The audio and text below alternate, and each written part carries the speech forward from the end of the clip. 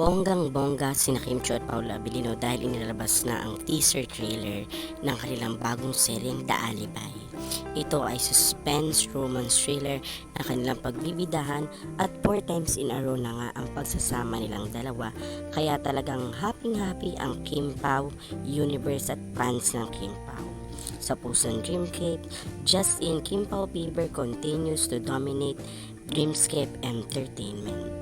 At sa paglabas nga ng teaser, agad na nagtrending sina Kim Chiu, Paolo Abilino at Kim Pao's Secret Unlock. At kitang-kita nga kung gaano kaganda ang visual ni Kim at ni Paolo, at kung mapapansin nyo sa larawang ito sa teaser ay maikli ang buhok ni Kim Chiu. Yes, magiging maikli po ang buhok ni Kim Chiu, at ito ay matapos ibukuhin ni MJ Felipe na nagpaikli na ang buhok si Kim Chiu, at in-upload niya ang larawang ito na kung saan nakalagay na visited Kim Chiu minutes before having her haircut.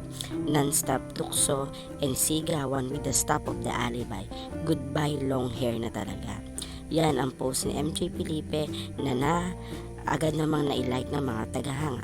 Natawa na lang si Kim Chiu nang i-post ito ni MJ. Well, kahit ano pa man maging itsura ni Kim sa serye at sa tunay na buhay, patuloy pa rin siyang mamali ng tagahanga, at kitang-kita kung gaano kaastig ang visual ni Kim sa bagong karakter.